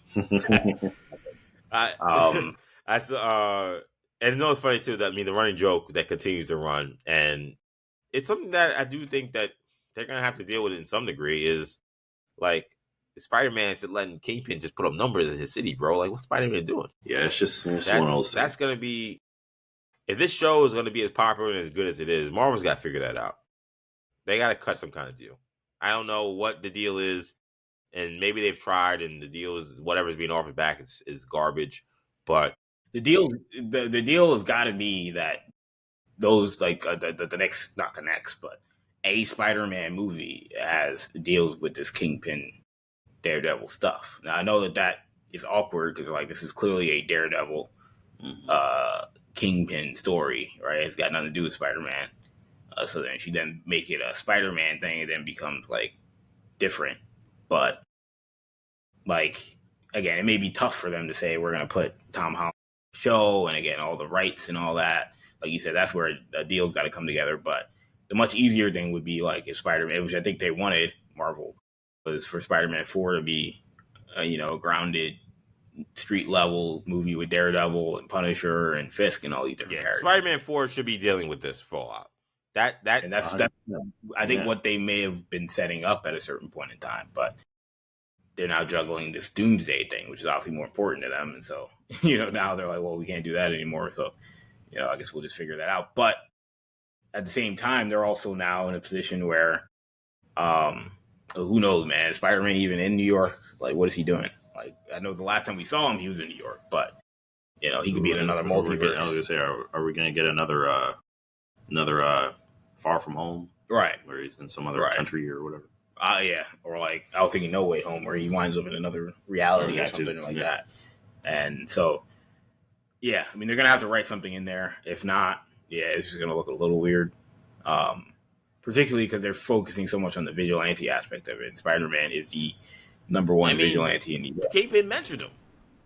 Exactly. In one of his speeches, Kingpin, like, webheads or whatever the hell he said.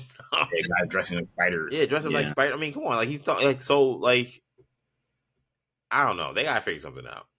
He's gotta figure something out, because this is too, like, the leap they took in terms of like with the state New York City is in is too extreme for there to be no Spider-Man response. I'm not saying I needed Spider-Man actually to be in this show, right? But I definitely would need him to have to respond to like what happened to see in his movie, or like a reference to like, hey, like I got a guy in Queens who's working on it or whatever, or something. Like, I don't know.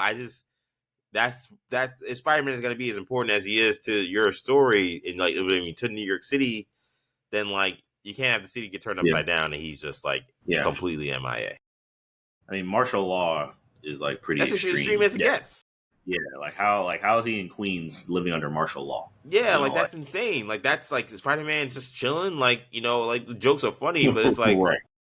And we know what time it is, but I just is that something that like hopefully they can figure out by the time post what's the name post Secret Wars, they can figure out how to make this a little more seamless, or they move away from this once they finish the story, and like maybe they could do a better job of saying, hey, like when things are bad are happening in New York, like we're not just saying like, oh, how is Spider-Man allowing this to happen? Because that just felt like that was probably one of the things we kept seeing from this show.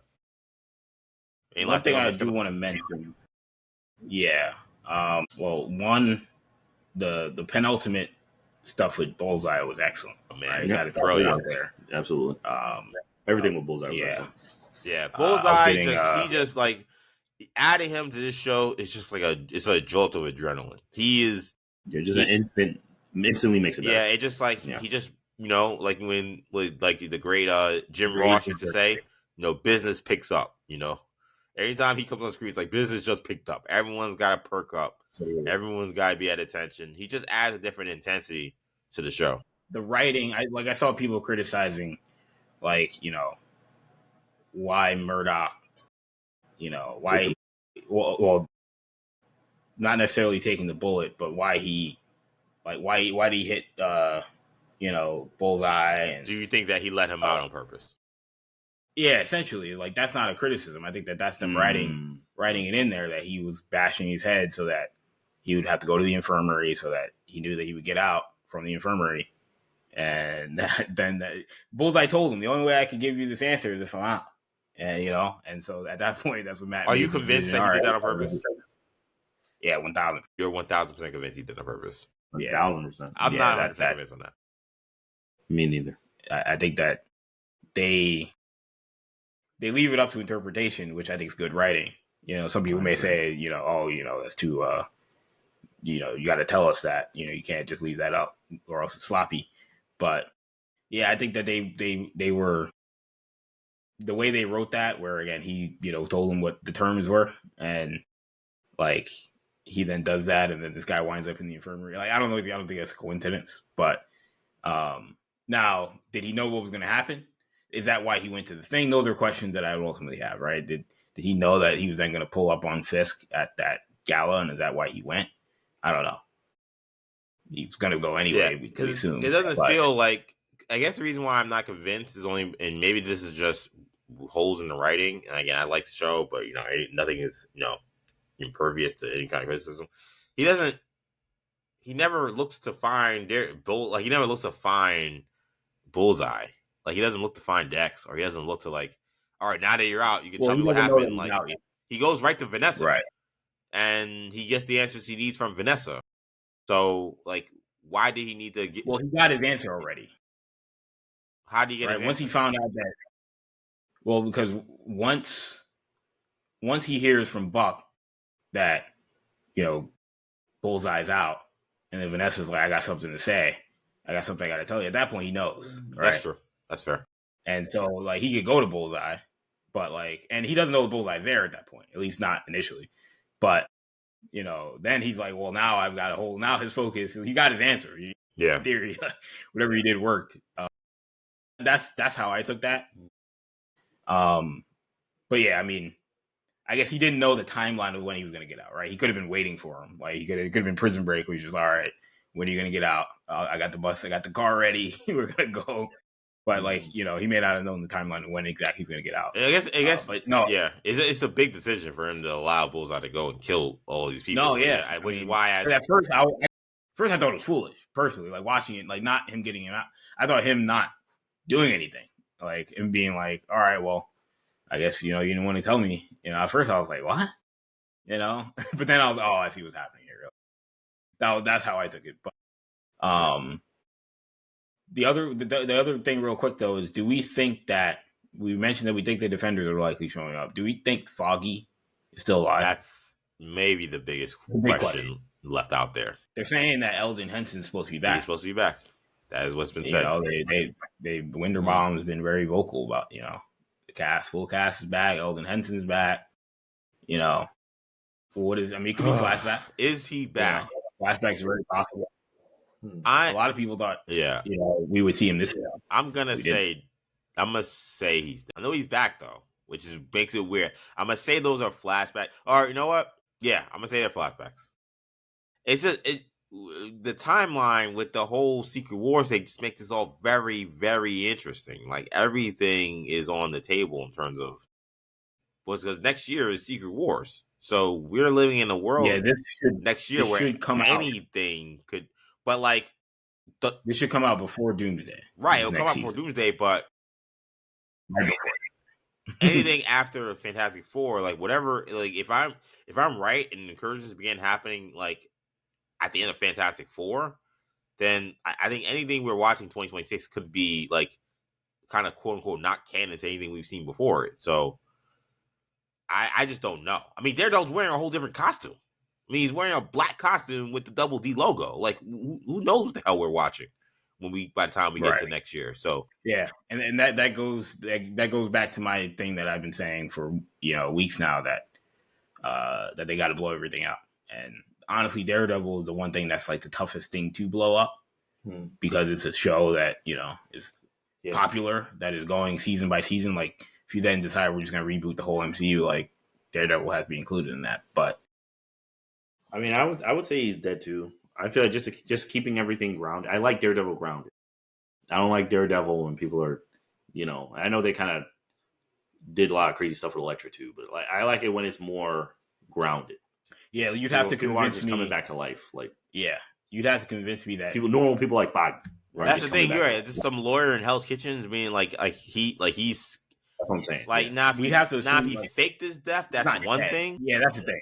Yeah, that's the thing. If he faked his death, that's nobody's saying that he's going to get brought back to life. Yeah, right? But most people that think that he's coming back are insinuating that somehow Vanessa was able to fake his death. She didn't talk about it. If that's how Yeah, we don't know exactly. We don't. Yeah, she never actually said whatever. Maybe, and we're assuming, or it could be Fisk or somebody else, that somehow they faked his death and that he's been alive.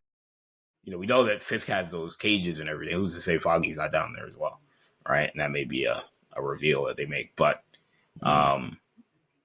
that is something that I think a lot of people think. Now the question is, how does Murdoch not know?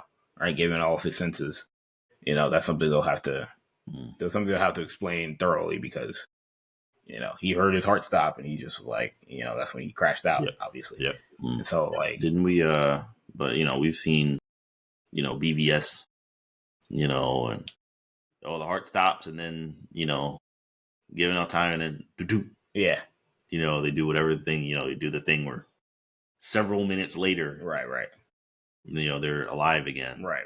But again, it's one of those things where it's like how do they? I mean, I guess the Fists have however much infinite resources or whatever. Yeah, it's like how many people do you trick? How many people do you pay off? Right. To cover this whole thing up. And it was very Another thing, it was very high profile. Yes, it was very high profile. It was a very high profile thing that Foggy was killed by a serial killer.